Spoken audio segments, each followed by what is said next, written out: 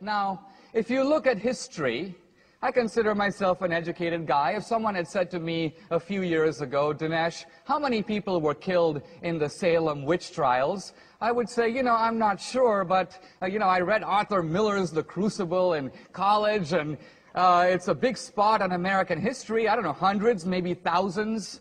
Well, how many people were killed in the Inquisition? Well, that was kind of a biggie. The Spanish Inquisition, which was the most notorious, probably killed, I don't know, hundreds of thousands, millions. The truth of it is that if you look at history, and there's now a wide and reliable scholarship on all this, I would recommend Henry Kamen's book on the Inquisition. He's considered the greatest living authority on the subject. He points out that the Spanish Inquisition, over a period of 350 years, killed approximately 2,000 people. I'm not exactly a math major, but by my count, that's about 5 guys a year. Now, that's about as many as Pol Pot killed on a good afternoon. My point is, here you have the Inquisition. Well, what about the Salem witch trials? All you have to do is go to Salem. The witches are really thriving. Most of them are now tourist guides. And if you pick up one of their brochures, you'll see right away the number of people killed in the Salem witch trials was in fact precisely 18. Now, that's 18 too many, or 2018 too many, but look, let's keep a little sense of proportional balance. While the atheists are crying crocodile tears over the crimes of Christianity that occurred 200, 500, or in the case of the Crusades, 1,000 years ago, crimes that, by the way, are unrepeatable today. We're not exactly going to have the Salem witch trials here in Pasadena next week. Meanwhile, the atheists completely ignore and duck and try to get out from under the crimes of atheist regimes, which are not ancient. In fact, they have occurred within living memory in the last century. I'm not just talking about Stalin in Russia or Mao in China or the Nazi regime. True, if you bring those three together, those three regimes in the space of a mere 5 decades killed no fewer than 100 million people. In other words, the regimes of atheism have produced a virtual mountain of bodies and an ocean of blood. We're not even talking about Pol Pot's 2 million or Ceausescu, Kim Jong-il, Fidel Castro, Enver Hoxha, the list goes on. Now, Richard Dawkins in The God Delusion makes an extremely important qualification.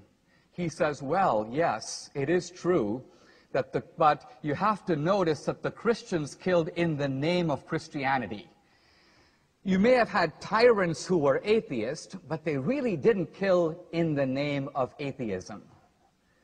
Now, Dawkins is actually an accomplished biologist, but I think that there are some dangers to letting a biologist leave the lab. And why? Because here is a guy who's straying out of his field, reveals a complete ignorance of history.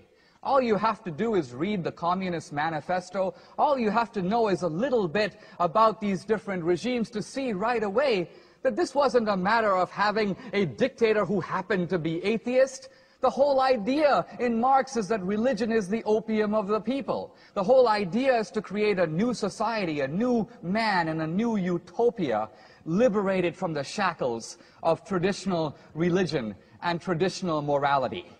So here's my bottom line, and that is, if you think the Bin Ladens of the world are bad, Bin Laden in his wildest imagination could not even begin to match the crimes of atheism that have occurred within our lifetime. It is atheism, not religion, that is responsible for the mass murders of history. If crimes are committed in the name of an ideology, the people who share that ideology must accept some responsibility for them. But here's my point. Let's be a little even-handed about that. If that is true of religion, it is also true of atheism. The atheists don't get to dodge and say, well, really, but we wouldn't do that. We're such nice people. The atheists don't get to blame the Christians for Torquemada and then get out of the blame for, say, Stalin. We have to use a single standard in this argument. So I think at the end of the day, we will find that there is good and there is evil. It is, of course, in human nature. We're going to see it everywhere. But if you toll up a little bit of a balance sheet, I think you see that our civilization, including the values that those of you who are secular cherish, wouldn't be there if it wasn't for Christianity. In this sense, I think you can say, even if reluctantly, even Michael Shermer, thank God for Christianity. Thank you very much.